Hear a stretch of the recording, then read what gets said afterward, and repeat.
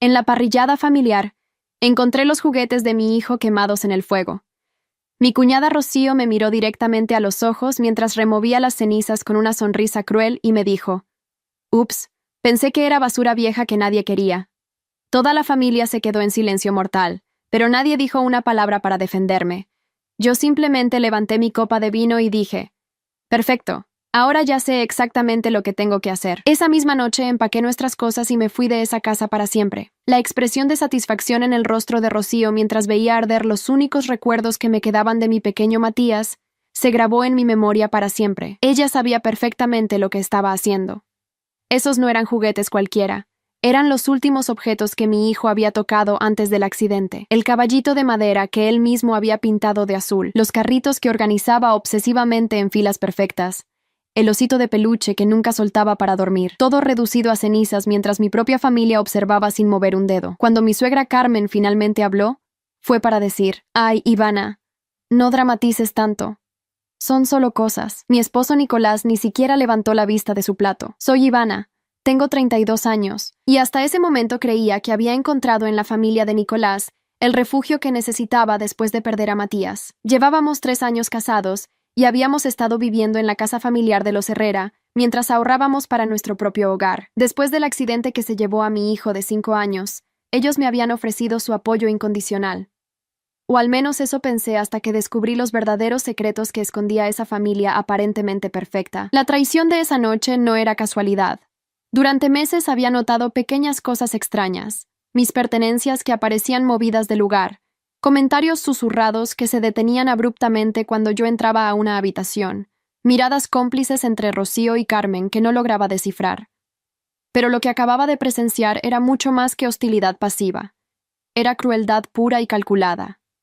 Esa madrugada, mientras metía la última maleta en mi auto, Nicolás finalmente se dignó a aparecer.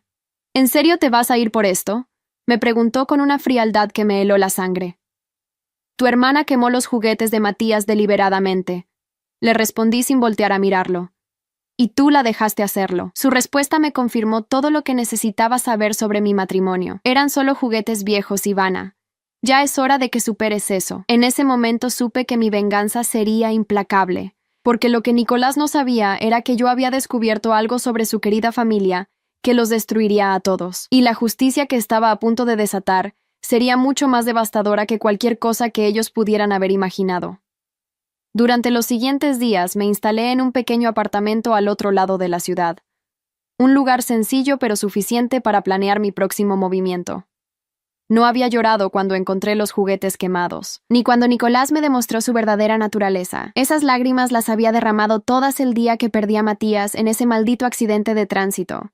Ahora solo quedaba una furia fría y calculada que me daba una claridad mental que nunca antes había experimentado. La primera semana después de irme, Nicolás me llamó exactamente 3 veces. La primera para preguntarme cuándo iba a dejar de hacer berrinches y volver a casa. La segunda para informarme que su familia estaba muy decepcionada de mi comportamiento. La tercera para amenazarme sutilmente con iniciar los trámites de divorcio si no regresaba pronto. Yo no respondí ninguna de esas llamadas, pero cada una me confirmaba que estaba en el camino correcto.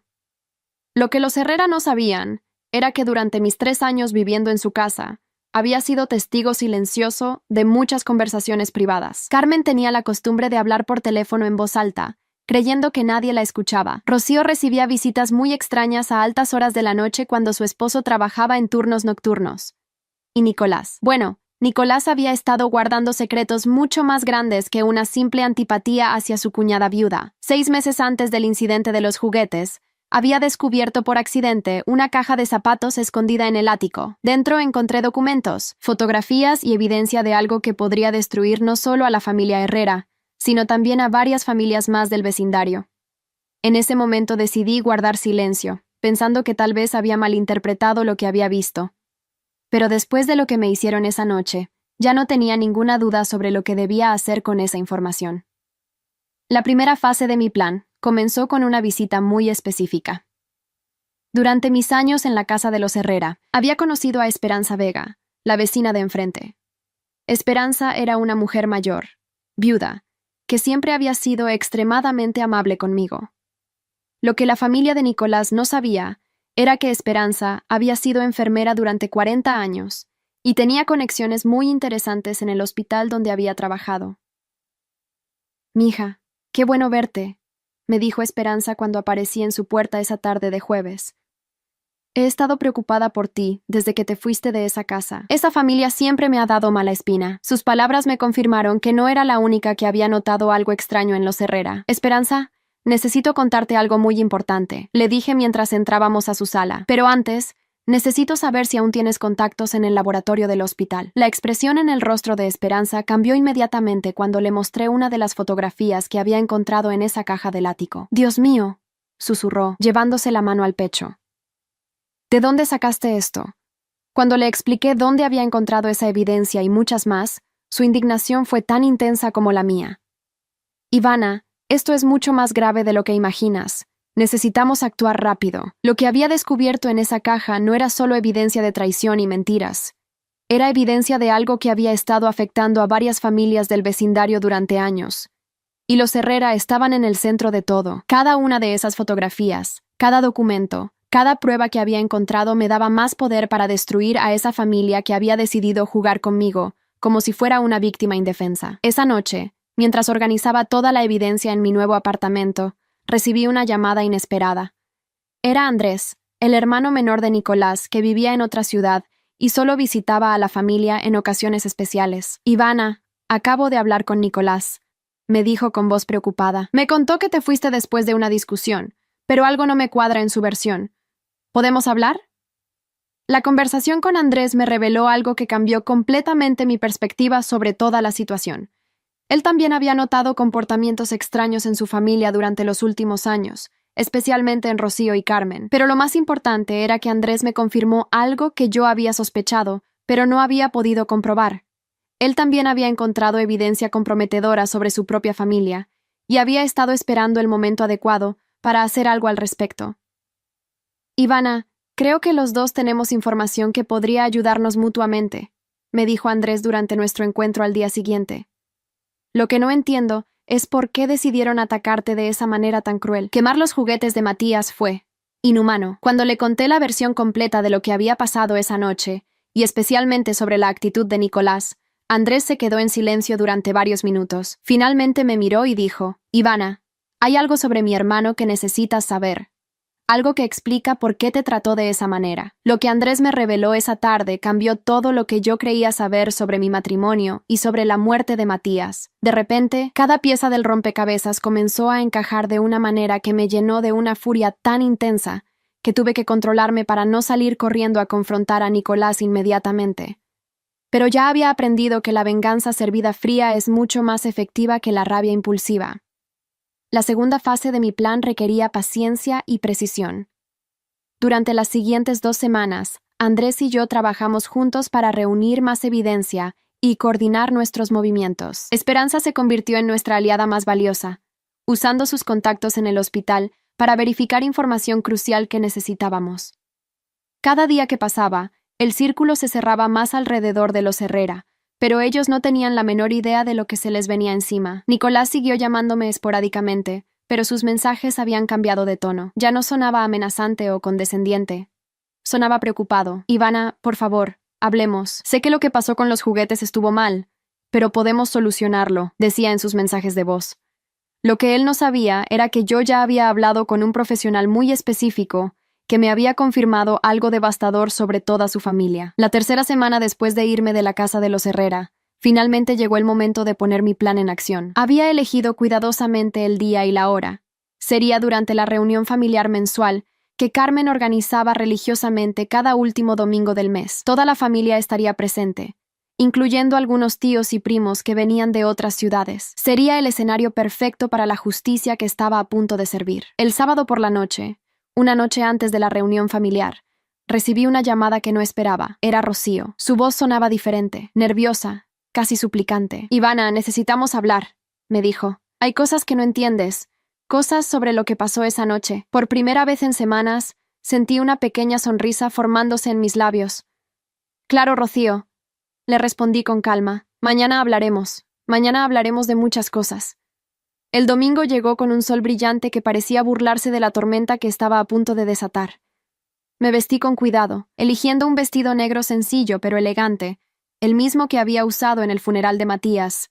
No era casualidad. Cada detalle de este día había sido planificado meticulosamente. Llegué a la casa de los Herrera exactamente a las 2 de la tarde, cuando sabía que toda la familia estaría reunida en el patio trasero. Llevaba conmigo una carpeta de cuero negro y mi teléfono. Nada más. No necesitaba nada más para destruir a esa familia que había decidido convertir mi dolor en su entretenimiento. Carmen fue la primera en verme cuando crucé la puerta del patio. Su expresión pasó de sorpresa a incomodidad en segundos. «Ivana», dijo con voz forzadamente dulce, «qué sorpresa verte aquí». Toda la conversación se detuvo. Nicolás se levantó de su silla como un resorte, con la cara pálida. Rocío, que había estado sirviendo bebidas, casi deja caer la jarra que tenía en las manos. «Hola, familia», dije con una sonrisa que no llegaba a mis ojos. «Espero no llegar en mal momento. Tengo algunas cosas muy interesantes que compartir con todos ustedes». Me senté en la silla vacía que habían dejado, mi antigua silla, y coloqué la carpeta sobre la mesa. «Especialmente contigo, Rocío. Anoche me dijiste que había cosas que yo no entendía. Bueno, resulta que yo también tengo cosas que ustedes no entienden». El silencio era tan espeso que se podía cortar con un cuchillo. Los tíos y primos que habían venido de visita nos miraban con curiosidad creciente. Carmen intentó retomar el control de la situación. «Ivana, querida, tal vez esto es algo que deberíamos discutir en privado». Yo negué con la cabeza lentamente. «No, Carmen. Esto es algo que toda la familia necesita escuchar. Después de todo, todos ustedes estuvieron presentes cuando Rocío decidió quemar los juguetes de mi hijo muerto. Todos merecen saber la verdad completa». Abrí la carpeta y saqué la primera fotografía. La coloqué boca abajo sobre la mesa, donde todos pudieran verla. «¿Alguien puede decirme qué es esto?», pregunté con voz casual. Rocío se había puesto completamente blanca. Nicolás intentó acercarse para ver la fotografía, pero yo levanté la mano para detenerlo. «Espera tu turno, querido esposo.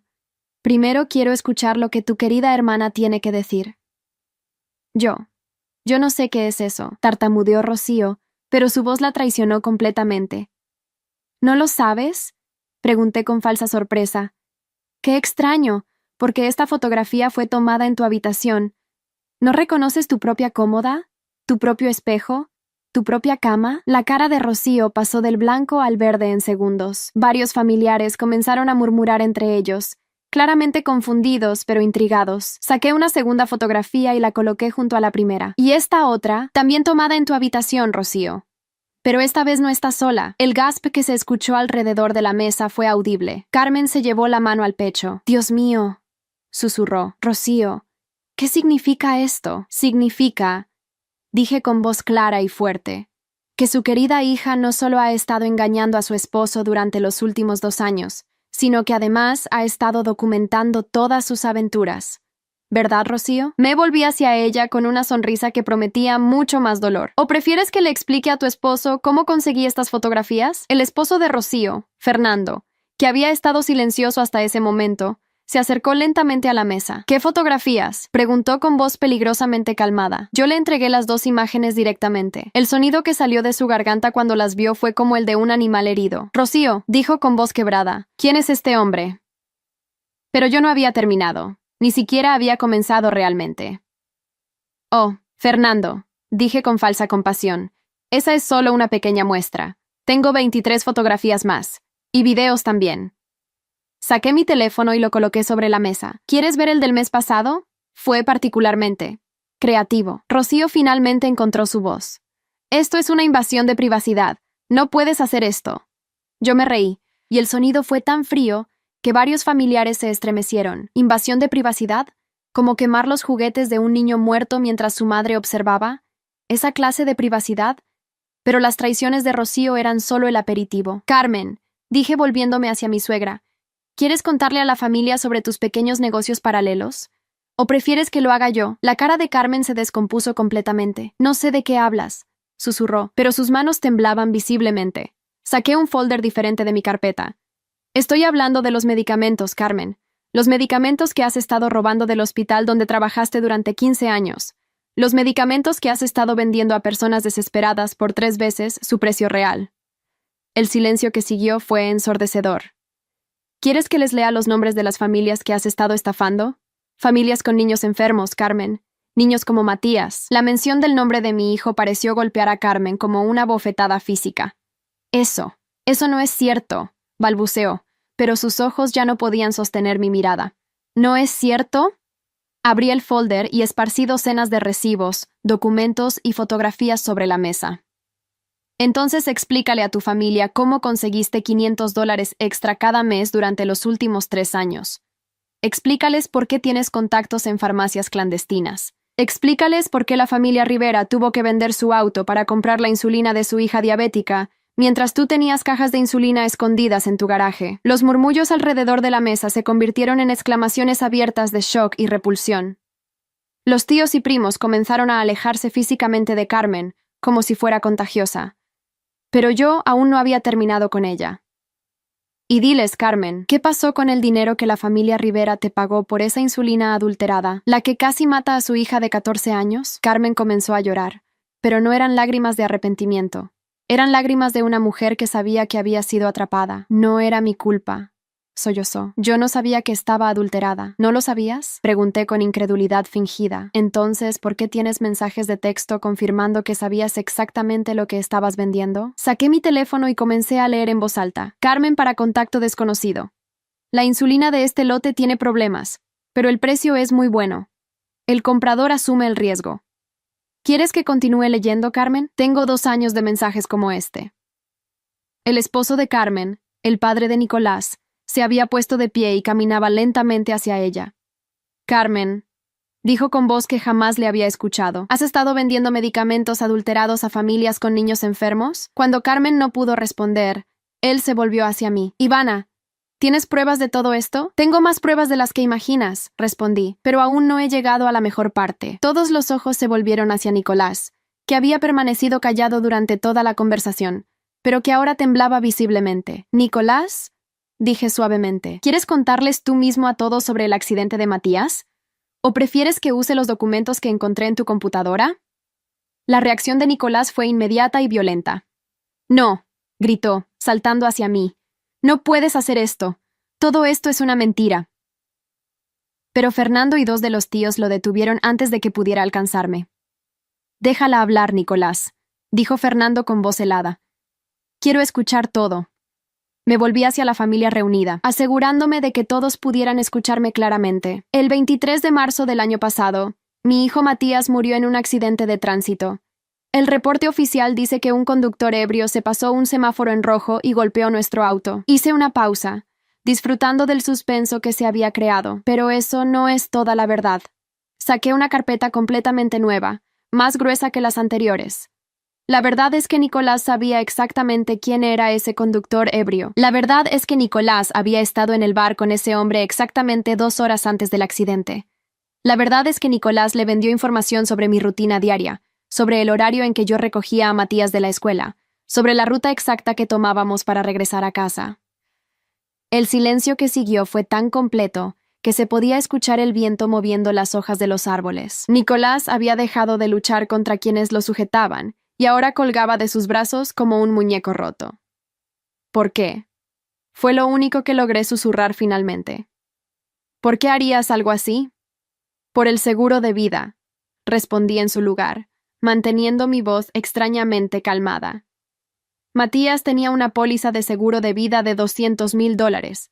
Nicolás era el beneficiario secundario en caso de mi muerte. Pero si yo moría también en el accidente, él recibiría el dinero completo. Volví a hacer una pausa, dejando que la magnitud de lo que estaba diciendo se asentara en las mentes de todos los presentes. Solo que el plan no funcionó como esperaba. Yo sobreviví. Matías no. Los gritos de horror que se escucharon alrededor de la mesa fueron como música para mis oídos. Carmen había dejado de llorar y ahora miraba a su hijo con una expresión de total repulsión. Nicolás, susurró, dime que esto no es cierto. Dime que no planeaste la muerte de tu propio hijastro. ¡Es mentira!, gritó Nicolás desesperadamente. Ivana está loca. Está inventando todo esto porque no puede aceptar que fue un accidente.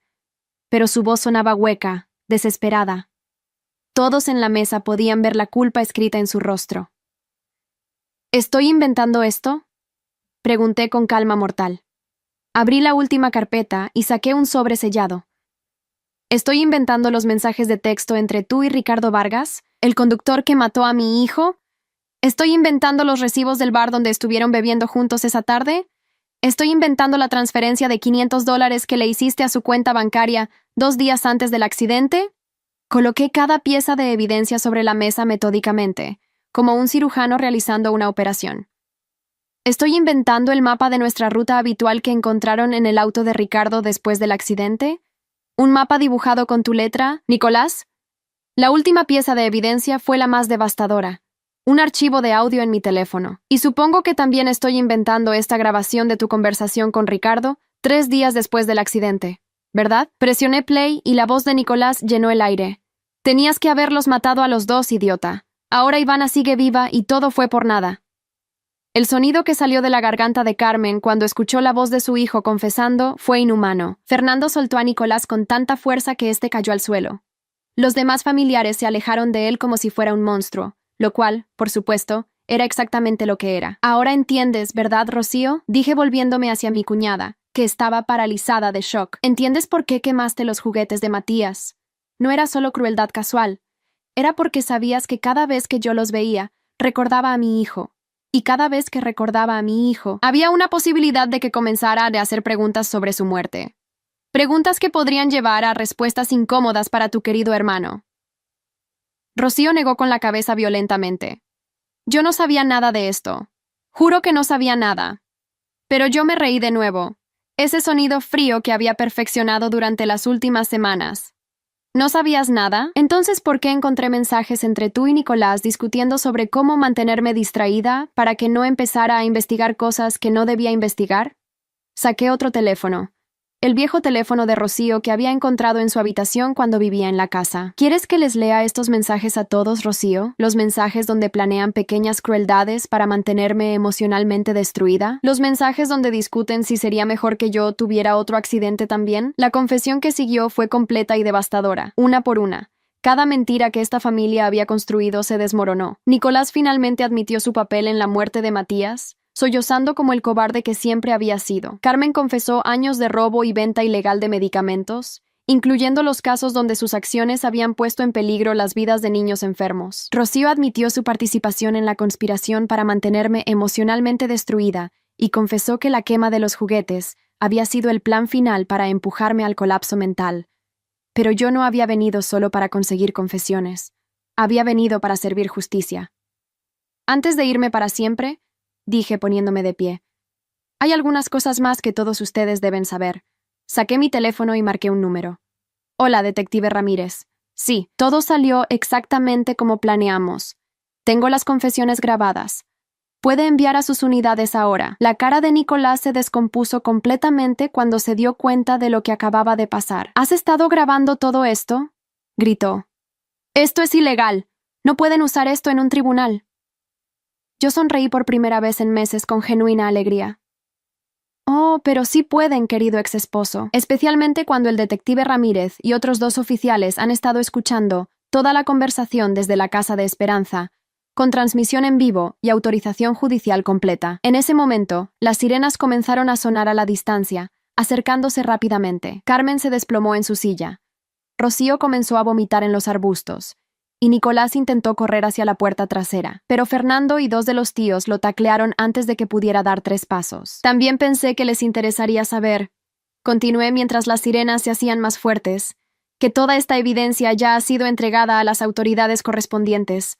Los cargos incluyen conspiración para cometer asesinato, homicidio en segundo grado, tráfico de medicamentos controlados, fraude, y varios otros delitos que les darán décadas en prisión. Los policías entraron al patio exactamente cuando había calculado que lo harían. El detective Ramírez me saludó con un gesto profesional antes de dirigirse hacia Nicolás. Nicolás Herrera está arrestado por conspiración para cometer asesinato y homicidio en segundo grado. Tiene derecho a permanecer callado. Mientras leían sus derechos a mi ex esposo, me volví hacia los familiares que habían presenciado todo. Tíos, primos, vecinos que habían llegado atraídos por el escándalo. Quiero que todos ustedes sepan algo, dije con voz clara y fuerte. Durante 3 años viví en esta casa, llorando la muerte de mi hijo, creyendo que había sido una tragedia aleatoria. Durante 3 años esta familia me consoló, me abrazó, me dijo que todo estaría bien, y todo ese tiempo sabían la verdad. Carmen fue arrestada a continuación, seguida por Rocío. Mientras las esposas, a cada una, me acerqué a Carmen una última vez. ¿Recuerdas lo que me dijiste esa noche cuando encontré los juguetes quemados? Le pregunté suavemente. Me dijiste que no fuera dramática, que eran solo cosas. Bueno, Carmen, supongo que 25 años en prisión también son solo tiempo, ¿verdad? La reacción de Carmen fue exactamente lo que había esperado. Intentó agarrarme, gritando obscenidades y amenazas mientras los oficiales la arrastraban hacia el auto patrulla. Rocío estaba en estado de shock completo, caminando como zombie hacia su propio destino. Pero Nicolás me miró con tanto odio que pensé que sus ojos se iban a salir de sus órbitas. «¡Esto no ha terminado, Ivana!», me gritó mientras lo metían en el auto patrulla. «Te vas a arrepentir de esto. Mi familia tiene conexiones. Saldremos de esto y entonces...». El detective Ramírez cerró la puerta del auto antes de que pudiera terminar su amenaza. Me acerqué a la ventana del auto patrulla y toqué el vidrio suavemente. Cuando Nicolás me miró, le sonreí con la misma sonrisa cruel que Rocío me había dado esa noche, cuando quemó los juguetes de Matías. «Dale recuerdos a Ricardo Vargas cuando lo veas en prisión», le dije. «Oh, espera, ya no podrás hacer eso. Ricardo fue asesinado en prisión hace 3 meses. Aparentemente, a los otros presos no les gustan mucho los hombres que matan niños». La expresión de terror puro en el rostro de Nicolás fue la imagen más hermosa que había visto en años. 2 años después del día que destruí para siempre a la familia Herrera, finalmente puedo decir que he encontrado paz. No la paz dulce y nostálgica que la gente espera que sientas después de una tragedia, sino una paz feroz y satisfecha que viene de saber que la justicia se cumplió completamente. Nicolás fue sentenciado a cadena perpetua, sin posibilidad de libertad condicional. Durante el juicio, salieron a la luz más detalles sobre su plan para matarnos a Matías y a mí, incluyendo el hecho de que había estado planeando nuestros asesinatos durante más de 6 meses. El juez lo llamó uno de los casos más despreciables de codicia y traición familiar que había visto en 30 años en el banquillo. Carmen recibió 25 años por tráfico de medicamentos y poner en peligro la vida de menores. 3 de los niños que habían recibido sus medicamentos adulterados habían sufrido complicaciones graves que requerían tratamiento médico de por vida. Sus familias la demandaron por millones de dólares que, por supuesto, ella no tenía. La casa familiar de los Herrera fue embargada para pagar las deudas legales. Rocío recibió 15 años por conspiración y complicidad después del hecho. Su esposo Fernando se divorció de ella inmediatamente y obtuvo custodia total de sus 2 hijos pequeños. Los niños ahora llevan el apellido de Fernando y han sido instruidos para nunca mencionar a su madre. Fernando se mudó a otra ciudad con los niños para empezar una nueva vida. Pero las consecuencias fueron mucho más allá de las sentencias de prisión. Toda la red social de los Herrera se desintegró completamente. Los amigos de la familia, los vecinos, los contactos de negocios. Todos cortaron relaciones inmediatamente cuando los detalles del caso se hicieron públicos. El escándalo fue tan grande que salió en las noticias nacionales durante semanas. Andrés, el hermano menor de Nicolás que me había ayudado a reunir evidencia, cambió legalmente su apellido y se mudó al extranjero. «No puedo cargar con ese apellido por el resto de mi vida», me explicó antes de irse. «Cada vez que alguien escuche Herrera, va a pensar en lo que hicieron». Tiene razón. El apellido Herrera se convirtió en sinónimo de traición y crueldad en nuestra ciudad. Esperanza, mi querida aliada vecina, se convirtió en algo así como una celebridad local después del juicio. Los medios la llamaron la heroína silenciosa que ayudó a una madre a encontrar justicia para su hijo asesinado. Ella se tomó toda la atención con gracia, pero siempre insistía en que yo era la verdadera heroína de la historia. «Esa niña tiene más fortaleza en su dedo meñique que toda la familia Herrera junta», le dijo a un reportero de televisión. En cuanto a mí, me mudé a una ciudad diferente después del juicio, pero no por miedo o vergüenza, sino porque ya había terminado todo lo que tenía que hacer en ese lugar. Conseguí un trabajo como investigadora privada, especializándome en casos de fraude familiar y seguros. Resulta que tengo un talento natural para desenmascarar mentiras y encontrar evidencia oculta. Los fines de semana visito la tumba de Matías en el pequeño cementerio donde está enterrado. Le cuento sobre mi nueva vida, sobre los casos que he resuelto, sobre las familias que he ayudado a encontrar justicia. Mami se hizo fuerte, mi amor. Le susurro a su lápida. Mami se aseguró de que los monstruos pagaran por lo que te hicieron. A veces, cuando estoy trabajando en un caso particularmente difícil, escucho noticias sobre los Herrera a través del sistema penitenciario. Nicolás ha sido atacado varias veces por otros presos y ahora pasa la mayor parte de su tiempo en confinamiento solitario. Carmen desarrolló problemas de salud mental graves y ha intentado suicidarse 2 veces. Rocío perdió más de 20 kilos y, según los reportes, llora constantemente. No siento ni una pizca de compasión por ninguno de ellos. El mes pasado recibí una carta de Nicolás desde la prisión. Había logrado convencer a otro preso para que me la enviara, ya que yo había bloqueado toda comunicación directa con él. La carta era exactamente lo que esperaba. Una mezcla patética de autocompasión, negación de responsabilidad y súplicas desesperadas por perdón. Ivana había escrito con su letra temblorosa: sé que cometí errores terribles, pero nunca quise que Matías muriera realmente. Todo se salió de control. He encontrado a Dios en prisión, y ahora entiendo lo mal que estaba. Por favor, encuentra en tu corazón el perdón. Tu esposo que siempre te amó, Nicolás.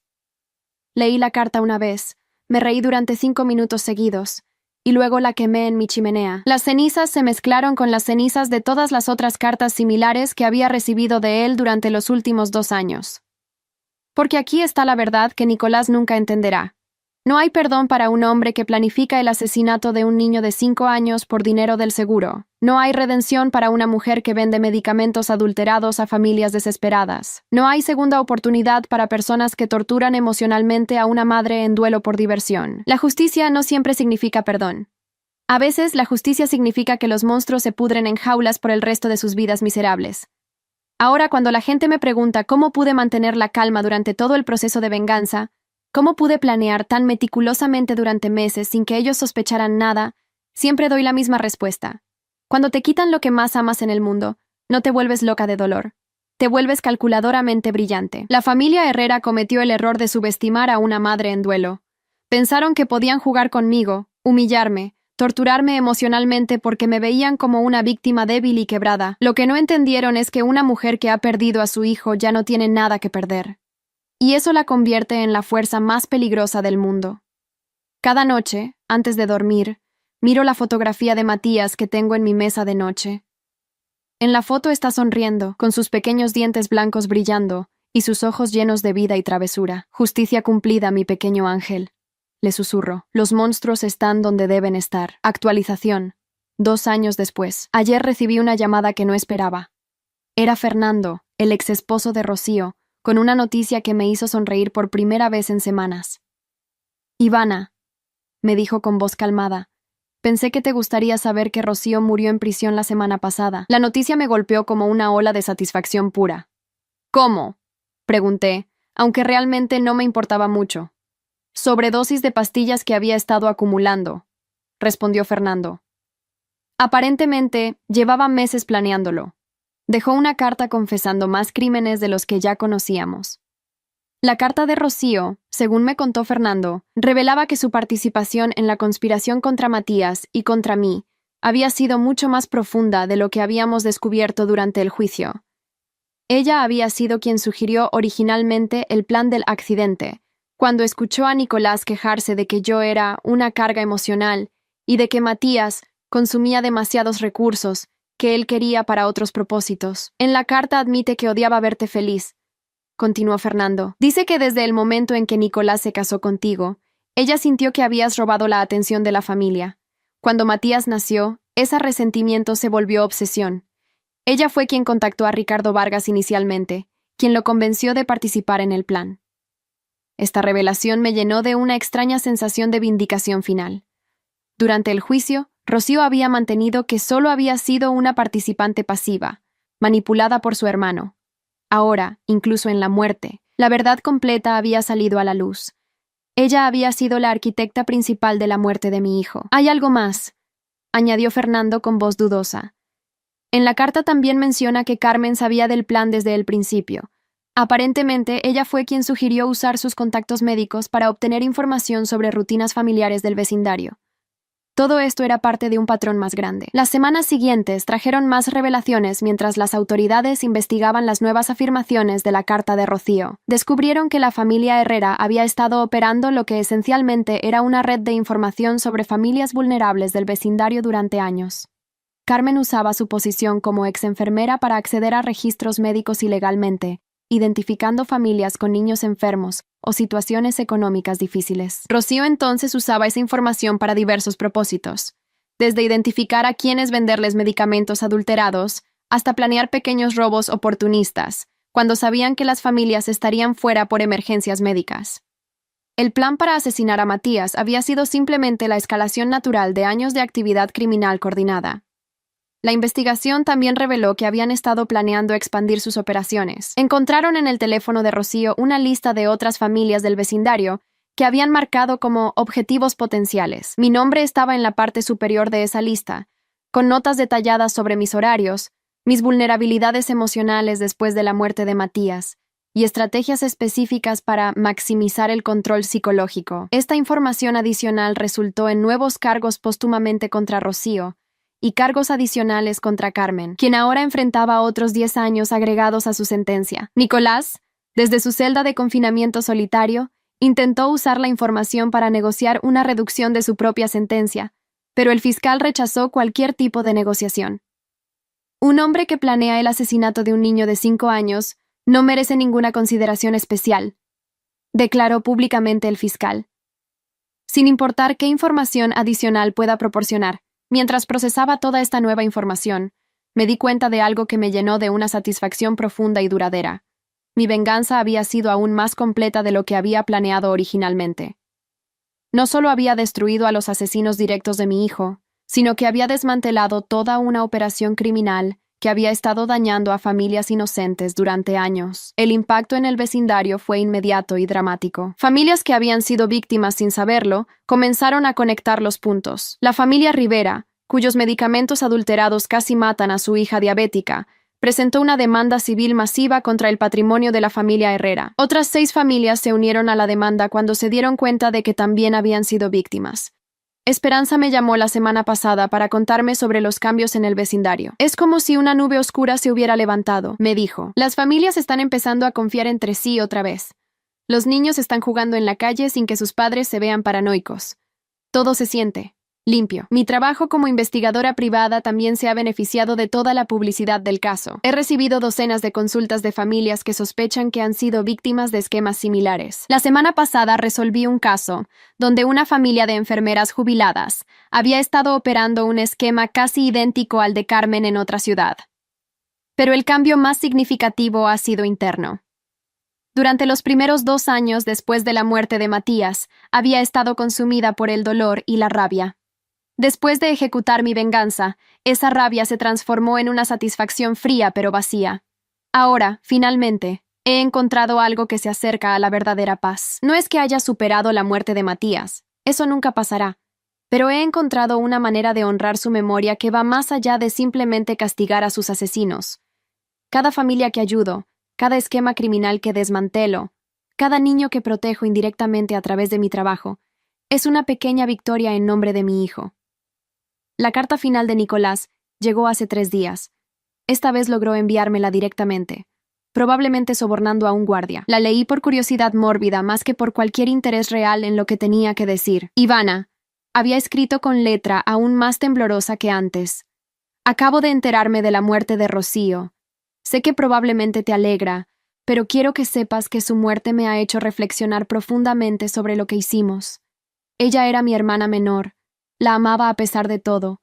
Su muerte es otra vida que nuestras acciones han destruido. ¿No es suficiente castigo ya? ¿Cuántas más personas tienen que sufrir antes de que estés satisfecha? La carta continuaba en esa línea durante 3 páginas más.